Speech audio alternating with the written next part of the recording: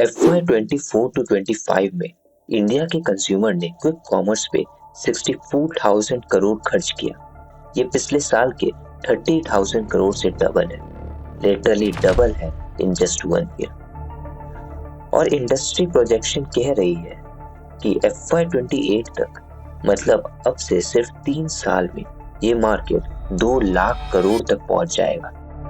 पर यहाँ ट्विस्ट है, 9 दिसंबर को ब्लिंकिट के सीईओ ने ब्लूमबर्ग को इंटरव्यू देते हुए एक वार्निंग दिया। अब जब मार्केट इतनी तेजी से ग्रो कर रहा है तो ब्लिंकिट के सीईओ वार्निंग क्यों दे रहे हैं? क्योंकि ये ग्रोथ रियल नहीं है पूरी तरह से। ये ग्रोथ वेंचर कैपिटल के पैसों पर चल रही है। Massive discount, heavy subsidies, below cost selling, ये सब इन्वेस्टर का पैसा चल रहा है बिजनेस बनाने के लिए, और अब वो पैसा खत्म होने लगा। पर यह कहानी सिर्फ नंबर्स ऑफ वार्निंग की नहीं है, ये ट्रांसफॉर्मेशन की कहानी है।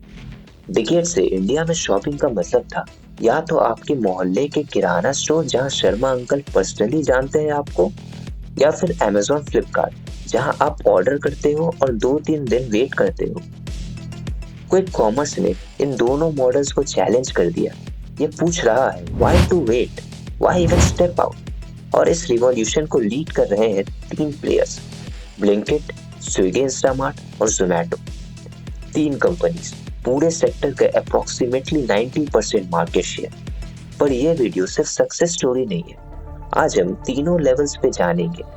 एक, ये 10 मिनट डिलीवरी फिजिकली और टेक्नोलॉजिकली कैसे पॉसिबल है, डार्क स्टोर्स क्या है, एल्गोरिथम कैसे काम करती है, और क्या ये मॉडल प्रॉफिटेबल बन सकता है। 2, इस स्पीड की असली प्राइस क्या है, किराना स्टोर का क्या हो रहा है, रियल डेटा क्या कहता है, डिलीवरी राइडर्स की वर्किंग कंडीशन कैसी है after new labour laws, competition commission of India investigate क्यों कर रही है प्रेडेटरी प्राइसिंग एलिगेशंस।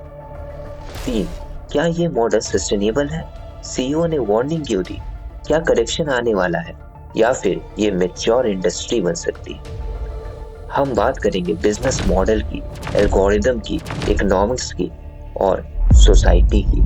ये है इंडिया की 10 मिनट इकोनॉमी की इनसाइड स्टोरी।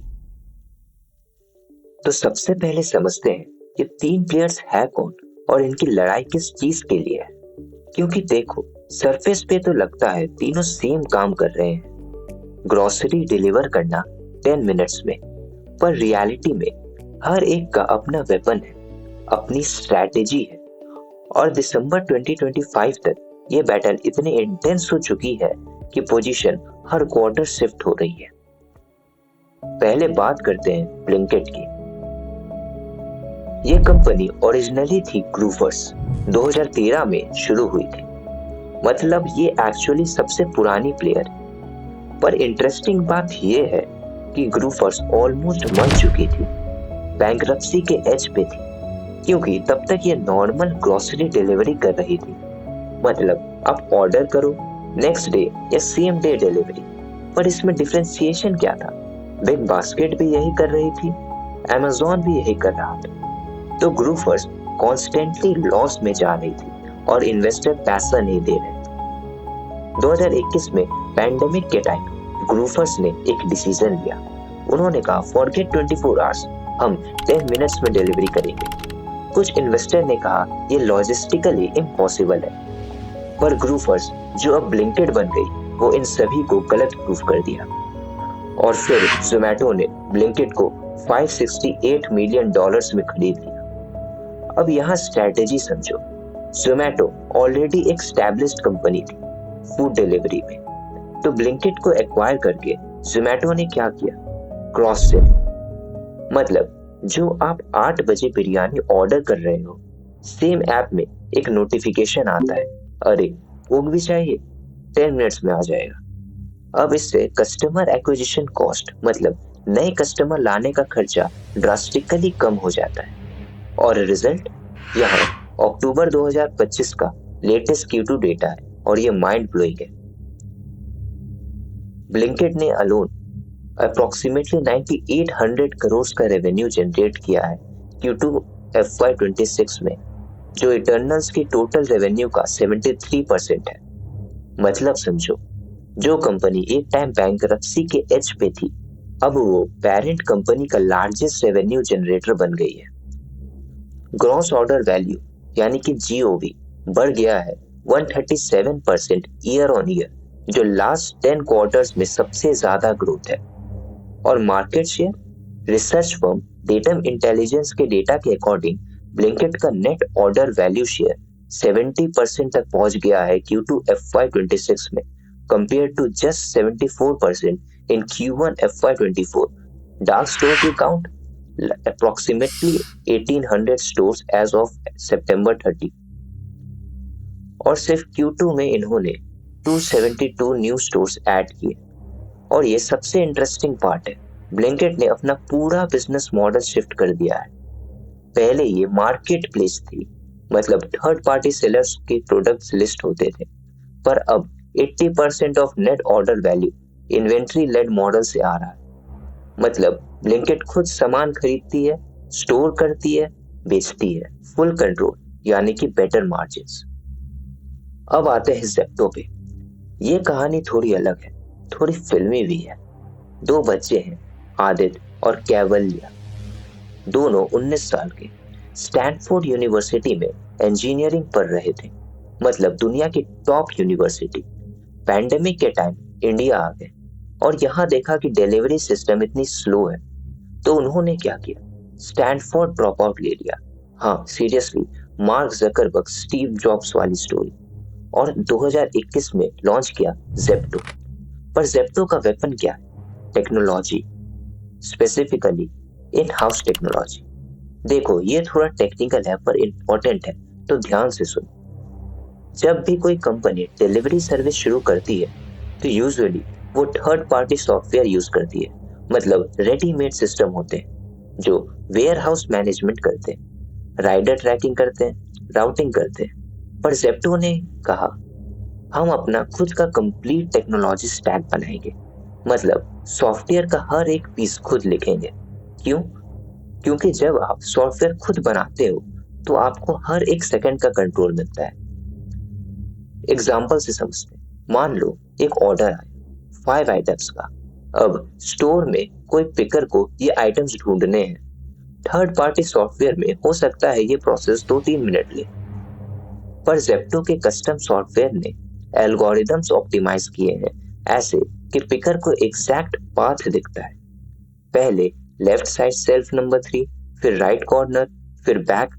ऐसे वो एक सर्कल में घूम के सारा सामान कलेक्ट कर लेता है। इससे पैक टाइम रिड्यूस होता है कंसिस्टेंटली। अक्टूबर 25 को जेप्टो ने $450 मिलियन रेस किए हैं at $7 billion valuation, 40% jump from last years $5 billion. With this round Zepto के पास अब अप्रोक्सीमेटली $900 मिलियन नेट कैश है बैंक में। कंपनी का रेवेन्यू FY25 में था approximately 11,000 crore, almost 150% growth from FY24। और आदित्य पलीचा ने पब्लिकली कहा है कि वो 2026 में IPO फाइल करने वाले हैं। मार्केट शेयर की बात करें तो ये इंटरेस्टिंग है क्योंकि जेप्टो और स्विगी इंस्टामार्ट के बीच टाइट रेस चल रही है सेकेंड पोजीशन के लिए। डिफरेंट रिपोर्ट्स डिफरेंट नंबर्स देती है, कुछ कहती है जेप्टो 23%, कुछ कहती है 29%, पर ओवरऑल ये क्लियर है कि जेप्टो स्ट्रॉन्ग कंटेंडर है। और finally Swiggy Instamart. Swiggy actually सबसे पहले स्टार्ट हुआ था क्विक कॉमर्स में 2020 में, पैंडेमिक के स्टार्ट में, पर अभी सिचुएशन चैलेंजिंग है। अक्टूबर 2025 का Q2 FY26 रिजल्ट देखो। स्विगी का overall net loss approximately 1100 crore तक वाइडेंड है, 74% इंक्रीज ईयर ऑन ईयर।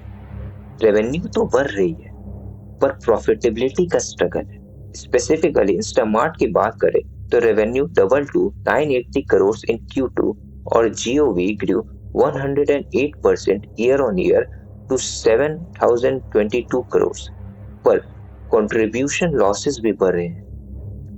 मतलब ग्रोथ तो है पर प्रॉफिटेबिलिटी दूर है। इनका टोटल 1102 डार्क स्टोर्स है अक्रॉस 128 सिटीज, और मार्केट शेयर डेटम इंटेलिजेंस के डेटा के अकॉर्डिंग इंस्टामार्ट का एनओवी शेयर ड्रॉप करके अंडर 30% आ गया है compare to 46% in Q1 FY24। पर स्विगी ने हार नहीं मानी है। दिसंबर 25 में कंपनी ने अनाउंस किया कि वो 10,000 करोड़ रेज कर रही है थ्रू QIP और इस अमाउंट का ऑलमोस्ट हाफ डायरेक्टली इंस्टामार्ट में जाएगा for dark store expansion. Target है फुलफिलमेंट फुटप्रिंट को 6.7 मिलियन स्क्वायर फीट तक एक्सपैंड करना by December 2028 from current 5 million square feet. पर स्विगी का वेपन क्या है? Ecosystem lock-in. देखो, स्विगी ने लॉन्च किया है स्विगी वन नाम का मेंबरशिप प्रोग्राम। एक सब्सक्रिप्शन लो, एक फिक्स्ड प्राइस पे करो मंथली और तुम्हें बेनिफिट्स मिलते हैं बोथ फूड डिलीवरी पे और ग्रोसरी डिलीवरी पे। Free delivery, priority support, discount, सब कुछ। अब साइकोलॉजी समझो। मान लो आप बाहर से खाना ज्यादा मंगाते हैं तो आपने 199 पे किए स्विगी वन के लिए। तो जब भी आपको ग्रोसरी चाहिए तो आप सोचते हो मैंने ऑलरेडी सब्सक्रिप्शन ले रखा है, फ्री डिलीवरी मिल रहा है, तो ज़ेप्टो या ब्लिंकिट क्यों यूज करूं जहां डिलीवरी चार्ज लगेगा। ये है स्विचिंग कॉस्ट का कॉन्सेप्ट। प्लस स्विगी नवंबर 2024 में आईपीओ रेस करके 1.4 बिलियन रेस कर चुकी है, मतलब कैपिटल है उनके पास। तो ये है battlefield as of December 2025। Three giants, सबका अपना पोजीशन, अपना स्ट्रेंथ, अपनी वीकनेस, और तीनों एग्रेसिवली एक्सपैंड कर रहे हैं। हर महीने डार्क स्टोर्स खुल रहे हैं, नए सिटीज में एंट्री हो रही है। पर ये सब हो कैसे रहा है physically? I mean seriously, 10 minutes में किसी भी चीज को डिलीवर करना ये मैजिक थोड़ी ना। ये एक बहुत केयरफुली डिजाइन सिस्टम है, एक मशीन है जो 24 घंटे चलता है, और वो मशीन है the dark store. Dark store, ये टर्म बहुत मिस्टीरियस लगता है ना, जैसे कुछ इलीगल हो रहा हो या बत्ती चली गई हो। पर एक्चुअली ये टर्म इसलिए है क्योंकि ये स्टोर्स पब्लिक के लिए नहीं खुलते। मतलब आप फिजिकली जाके शॉपिंग नहीं कर सकते। ये सिर्फ वेयर हाउसेस है जो डिस्गाइज में नॉर्मल शॉप्स जैसे दिखती है, पर इनके अंदर कस्टमर्स नहीं, सिर्फ वर्कर्स और एल्गोरिदम्स हैं। ये डार्क स्टोर्स है क्विक कॉमर्स की स्पाइन, बैकबोन, और इनकी डिजाइन वेल प्लान्ड है। पहले लोकेशन, कंपनीज सिटी को डिवाइड करती है हेक्सागोनल ग्रिड्स में। इमेजिन करो जैसे हनी कोम होता है, छोटे छोटे हेक्सागॉन्स। हर हेक्सागॉन एनालाइज होता है, किस एरिया में कितने लोग रहते हैं, उनकी इनकम लेवल क्या है, पास डेटा में ऑर्डर्स कितने आए, ट्रैफिक पैटर्न कैसे है, रियल एस्टेट रेंट कितना है। ये सब डेटा फीड होता है एल्गोरिदम्स में, और एल्गोरिदम्स डिसाइड करता है हाँ इस एग्जैक्ट लोकेशन पे डार्क स्टोर खोलो। गोल होता है कि एक स्टोर से मैक्सिमम 1.5 टू 2 किलोमीटर रेडियस पे डिलीवर हो सके। क्यों? क्योंकि फिजिक्स है। सोचो, अगर डिलीवरी रेडियस बहुत बड़ा हो जाए तो राइडर्स को जाना होगा, ट्रैफिक्स में फंसना होगा, सिग्नल्स पे रुकना होगा। 10 मिनट्स इम्पॉसिबल हो जाता है। प्लस राइडर का जितना ज्यादा टाइम लगेगा उतनी ज्यादा कॉस्ट। तो 2 kilometre is a sweet spot. Mumbai जैसे डेंस सिटी में एक 2 किलोमीटर रेडियस में हो सकता है 50,000 हाउसहोल्ड हो। मतलब एक छोटा सा 1,000 से 1,500 स्क्वायर फीट का स्टोर पोटेंशियली लाखों रुपीस का बिजनेस जनरेट कर सकता है डेली। अब अंदर चलते हैं स्टोर्स के। नॉर्मल सुपरमार्केट में जब आप जाते हो सब कुछ अरेंज होता है लॉजिकली। फ्रूट्स एक साइड, वेजिटेबल्स एक side, dairy products usually back में। ये लेआउट इसलिए होता है ताकि कस्टमर्स पूरा स्टोर्स घूम सके और इम्पल्स बाइंग हो। पर डार्क स्टोर्स की लॉजिक बिल्कुल उल्टी है। यहाँ कस्टमर्स नहीं है, यहाँ स्पीड है प्रायोरिटी। आइटम्स प्लेस्ड होते हैं वेलोसिटी के बेसिस पे। वेलोसिटी मतलब कितनी बार बिकता है कोई सामान। जो 20% आइटम्स हैं जो 80% ऑर्डर्स में आते हैं, जैसे मिल्क, ब्रेड्स, एग्स, अनियंस, आटा, ये सब सबसे एक्सेसिबल जगह पे होते हैं, पैकिंग स्टेशंस के बिल्कुल पास। फिर एक और कॉन्सेप्ट है एफिनिटी प्लेसमेंट। मतलब डेटा साइंस बताता है कि कौन सा आइटम्स साथ खरीदे जाते हैं। अगर डेटा शो करता है 40% कस्टमर्स जो चिप्स लेते हैं वो कोक भी लेते हैं, तो चिप्स और कोक को पास रख दो, इवन दो कैटेगरी डिफरेंट है। क्योंकि अगर एक ऑर्डर में दोनों है तो पिकर्स एक ही जगह से दोनों सामान को उठा सकता है, जिससे टाइम और बचता है। कोल्ड आइटम्स का भी एक साइंस है। आइसक्रीम्स, फ्रोजन फूड्स, ये पिक होते हैं सबसे लास्ट में। क्योंकि अगर आप आइसक्रीम को पहले पैक कर दोगे और फिर बाकी आइटम ढूंढने जाओगे तो तब तक वो मेल्ट होने लग जाएगा। तो सीक्वेंस ऑप्टिमाइज्ड है। First dry item, then chilled item, last frozen item, exactly in that order. हर सेकंड कैलकुलेटेड है। अब एक्चुअल प्रोसेस देखो। ऑर्डर आता है सिस्टम में, एक वर्कर होता है जिसे पिकर कहते हैं। उसके हाथ में होता है एक हैंड हेल्ड डिवाइस। यह डिवाइस बेसिकली जीपीएस है स्टोर के अंदर का। स्क्रीन पे दिखता है order details along with items and their exact location in the shelf। पर यह डिवाइस सिर्फ लिस्ट नहीं दिखाता, ये ऑप्टिमल पाथ भी कैलकुलेट करता है। मतलब सबसे एफिशिएंट राउट क्या होगा स्टोर में घूमने का एक ऑर्डर को कंप्लीट करने के लिए, ताकि आपको सेम जगह में आइटम्स कलेक्ट करने के लिए बार बार आना ना पड़े। एल्गोरिदम रियल टाइम डिसाइड करता है, पहले एसाइल 1, फिर एसाइल 2, फिर aisle 4, minimum walking distance. Picker हर आइटम स्कैन करता है बारकोड से। ये इंपॉर्टेंट है एक्यूरेसी के लिए कि कस्टमर को जो फ्लेवर चिप्स चाहिए थी वही जाए, और इन्वेंटरी सिस्टम में भी अपडेट हो जाए कि स्टॉक कितना बचा हुआ है। फिर ये सब आइटम जाते हैं पैकिंग स्टेशन पर। पैकर के पास भी एक सिस्टम होता है जो बताता है कि किस साइज का बैग यूज करो, वेस्ट मिनिमाइज करने के लिए। बैग सील होता है और राइडर को हैंड ओवर कर दिया जाता है। और ये प्रोसेस बिजी स्टोर्स में हंड्रेड्स ऑफ टाइम रिपीट होता है।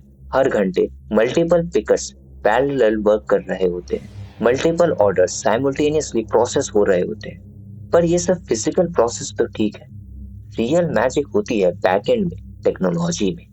पहला लेयर है डिमांड फोरकास्टिंग। ये सबसे क्रिटिकल है, क्योंकि अगर आप ज्यादा स्टॉक कर लोगे, specially perishables like vegetables, fruits, dairy, तो खराब हो जाएगा, wastage and then loss.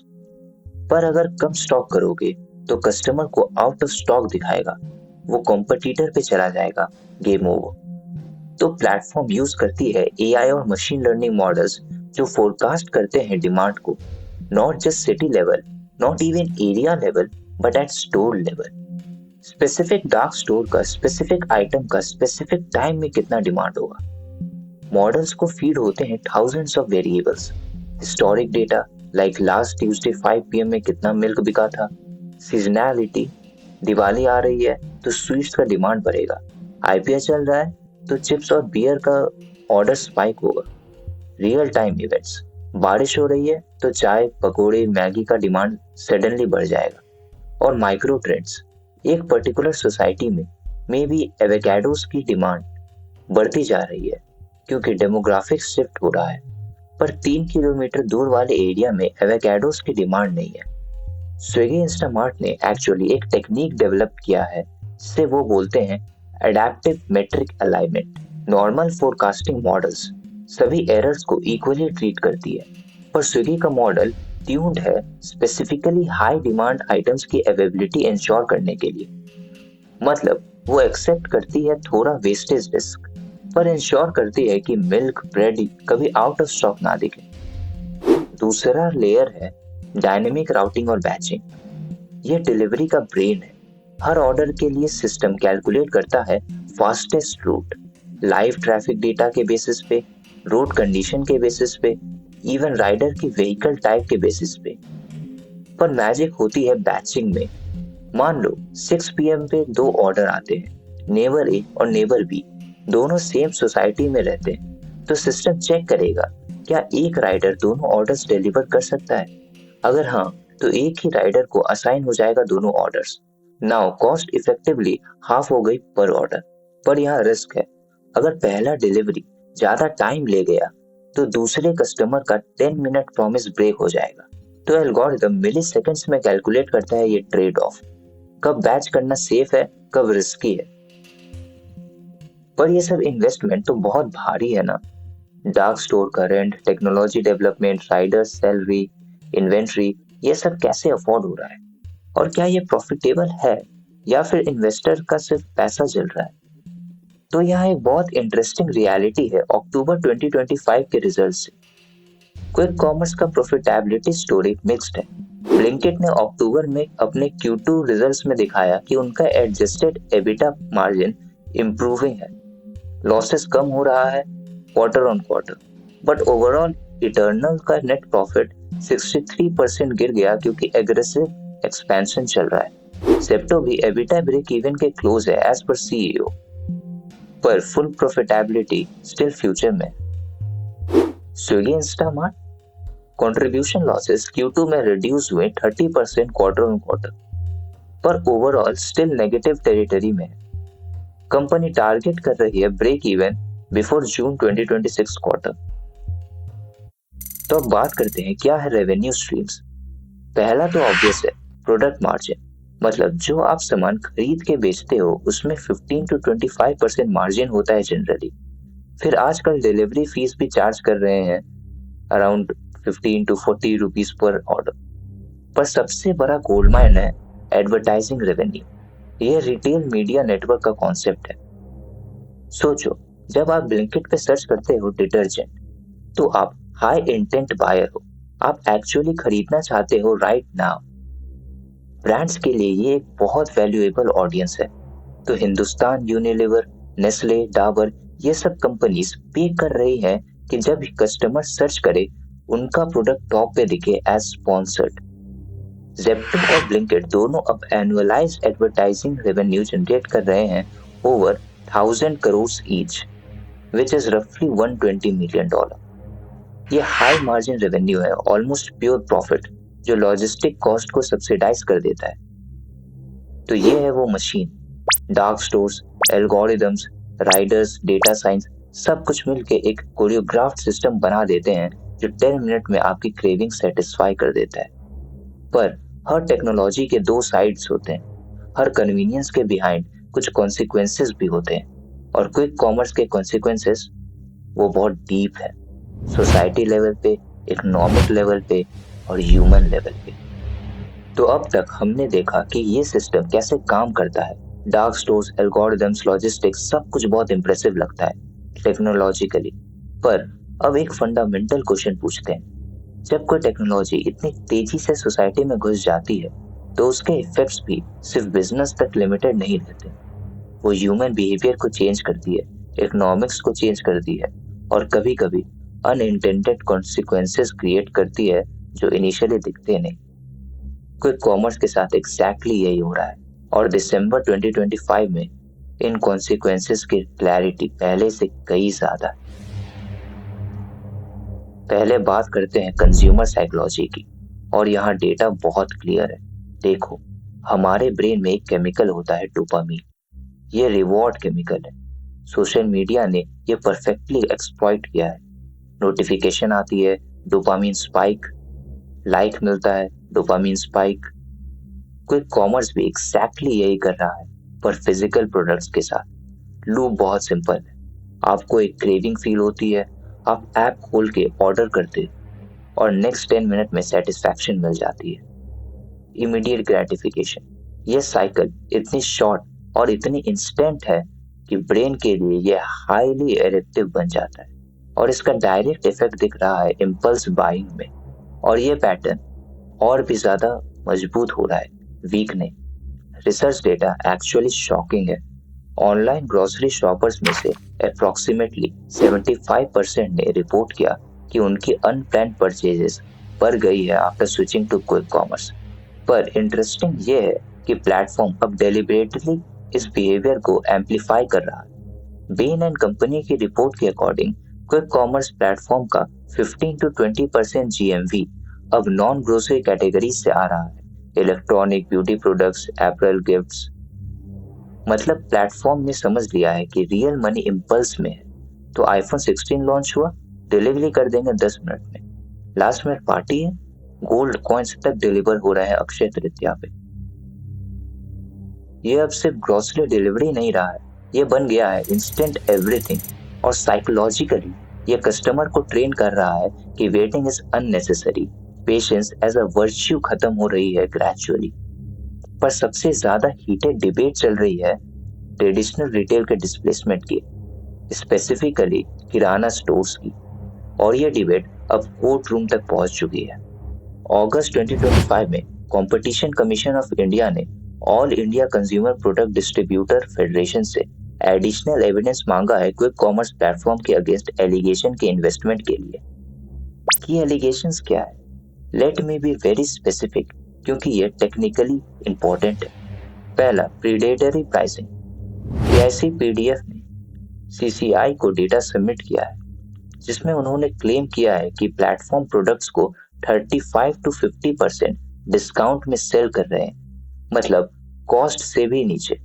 For example, एक नेस्कैफे जार की होलसेल प्राइस स्मॉल रिटेलर्स के लिए 622 थी, पर जेप्टो पे बिक रहा था 514 में। ये इकोनॉमिकली अनसस्टेनेबल है अनलेस आप वेंचर कैपिटल का पैसा जला रहे हो मार्केट कैप्चर करने के लिए। दूसरा, मार्केट डोमिनेंस। AICPDF ने क्लेम किया है कि Blinkit holds 40 to 45% market share, Zepto 25 to 30% और स्विगी इंस्टामार्ट 20 to 25%। ये तीन players combined section 4 of competition act के अंडर अब्यूज ऑफ डोमिनेंस कर रहे हैं। तीसरा, bypassing traditional distribution. Platforms directly brand से डील कर रहे हैं, cutting off the entire distributor wholesale retailer chain. इससे उन्हें बेटर प्राइसेस मिलती है, पर ट्रेडिशनल इकोसिस्टम का बिजनेस मॉडल कोलैप्स हो रहा है।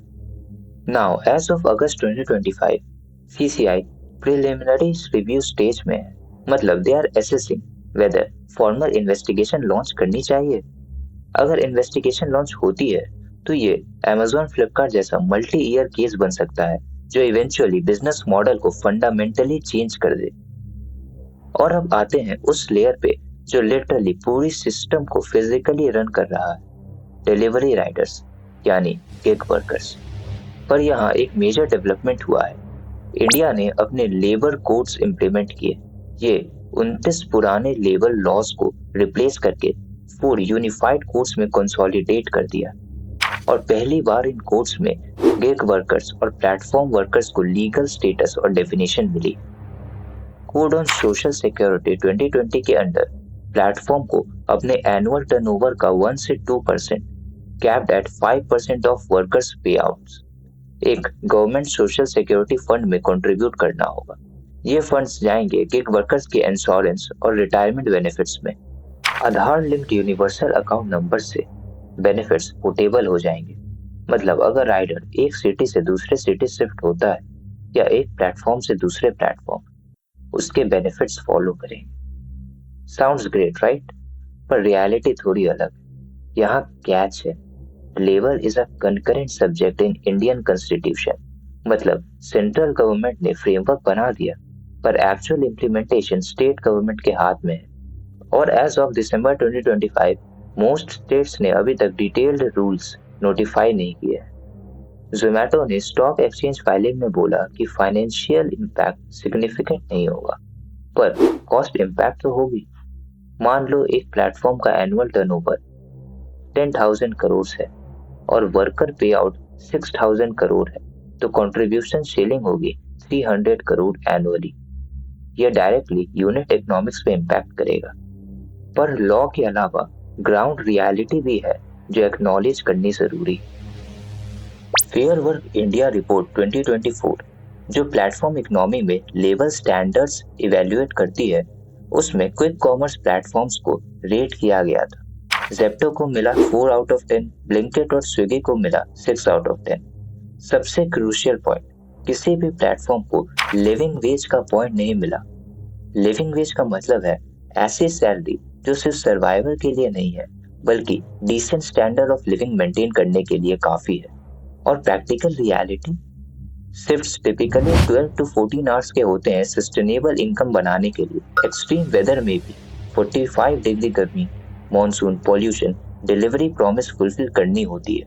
ट्रैफिक सिग्नल्स, ओवर स्पीडिंग, ये सब डेली रियलिटी। तो समरी में ये है कॉन्सिक्वेंसेस ये नेसेसरीली इविल नहीं है, पर ये है रियल। और अब नवंबर के लेबल कोड्स के बाद अगले 6 से 12 महीने क्रिटिकल होंगे इम्प्लीमेंटेशन देखने के लिए। तो अब आते हैं फाइनली उस क्वेश्चन पे जो हम सबके मन में आ रहा है, ये सब कहाँ जा रहा है? क्विक कॉमर्स का फ्यूचर क्या है? याद है हमने मेंशन किया था ब्लिंकिट सीईओ का स्टेटमेंट, मतलब ये ग्रोथ जितनी रियल है उतनी ही आर्टिफिशियल भी है, वेंचर कैपिटल के पैसों पे बिल्ट है। और जब वो पैसा स्लो डाउन होगा या एंड होगा तो एडजस्टमेंट पेनफुल होगा, पर साइमल्टेनियसली प्लेटफॉर्म कैटेगरी एक्सपेंशन में बहुत एग्रेसिव है, क्योंकि प्रॉफिटेबिलिटी का पाथ नॉन ग्रोसरी में है। क्विक कॉमर्स का प्रोजेक्टेड ग्रोथ है over 40% annually through 2030, driven by expansion across categories, geographies and customer segments. For example iPhone 16 launch पे ब्लिंकिट और ज़ेप्टो ने यूनिट्स डिलीवर किए लॉन्च डे पे, faster than customers could have gone to an Apple store. Lipsticks, skincare products, perfumes, ये high margin impulse categories massively grow कर रहे हैं। Gold coins, gift hampers festival पे average order values jump करते, मतलब definition of quick commerce expand हो रही है। पर ज्योग्राफिकल एक्सपेंशन एक डिफरेंट चैलेंज है। मेट्रोज में तो सैचुरेशन आ रहा है। ब्लिंकिट एसवीपी अनीश श्रीवास्तव ने रिसेंटली कहा है कि इंडिया में टोटल 15,000 to 20,000 डार्क स्टोर्स होंगे बाई 2027 और टॉप 200 सिटीज क्विक कॉमर्स पे ट्रांजिशन कर जाएंगे ई कॉमर्स से। पर टायर 2 और टायर 3 सिटीज में इकोनॉमिक्स डिफरेंट है, पॉपुलेशन डेंसिटी कम है, डिस्पोजेबल इनकम रिलेटिवली लो है और कंपटीशन ड्रामेटिकली बढ़ रही है। ये अब सिर्फ ब्लिंकिट, ज़ेप्टो, इंस्टामार्ट की फाइट नहीं है। अमेजॉन ने Amazon Tez, also called Amazon Now pilot, launch किया है बैंगलोर में।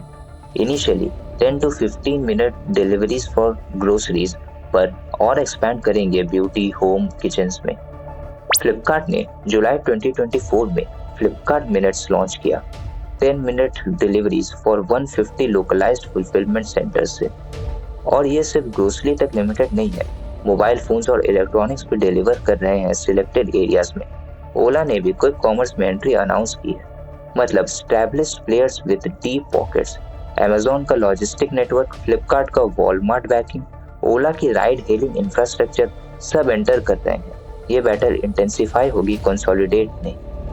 तो फाइनल वर्डिक्ट क्या है? देखो, quick commerce as a category यहाँ रहेगी, ये टूथपेस्ट ट्यूब से वापस नहीं जा सकता। कंज्यूमर बिहेवियर फंडामेंटली चेंज हो गई है, एटलीस्ट मेट्रोज में, और ये वैल्यू भी क्रिएट कर रहा है, like in terms of saving time and convenience. पर नेक्स्ट 12 to 18 मंथ्स क्रिटिकल होंगे। ये डिसाइड होगा कि सीसीआई इन्वेस्टिगेशन का आउटकम क्या होता है। अगर स्ट्रिक्ट रेगुलेशन आते हैं डिस्काउंटिंग पे, बिजनेस मॉडल पिवट करनी होगी। और अगर जब डिस्काउंट्स कम होंगे और प्राइसेस किराना के बराबर हो जाएंगे, तब भी कस्टमर पे करेंगे कन्वीनियंस के लिए। लेबल कोड्स का एक्चुअल इम्प्लीमेंटेशन कैसा होता है, स्टेट लेवल स्कीम्स कैसे डिजाइन होती है, बेनिफिट्स कैसे डिस्ट्रीब्यूट होती हैं। 10 मिनट डिलीवरी एक इंजीनियरिंग मार्वल है, एक टेस्टामेंट है इंडिया की एग्जीक्यूशन कैपेबिलिटी का, पर लॉन्ग टर्म सस्टेनेबिलिटी का टेस्ट अभी बाकी है। प्लेटफॉर्म ने 10 मिनट का प्रॉमिस रखा है सक्सेसफुली, अब देखना ये है कि सस्टेनेबल का प्रॉमिस कैसे रखते हैं, वर्कर्स के लिए, ट्रेडिशनल रिटेलर्स के लिए, कंज्यूमर्स के लिए और इन्वेस्टर्स के लिए। क्योंकि at the end of the day convenience सिर्फ एक टूल है बेटर लाइफ के लिए। अगर वो कन्वीनियंस एक्सप्लॉयटेटिव है वर्कर्स के लिए, स्मॉल रिटेलर्स के लिए या इवन कंज्यूमर्स के साइकोलॉजी के लिए, तो वो सस्टेनेबल नहीं है। और कोई भी सिस्टम जो सस्टेनेबल नहीं है वो इवेंचुअली करेक्ट होगा, चाहे कितना भी इम्प्रेसिव क्यों ना हो इनिशियली। तो ये थी इंडिया की 10 मिनट इकोनॉमी की inside story, the machine, the math, the magic, the mess और the most importantly the moment of truth.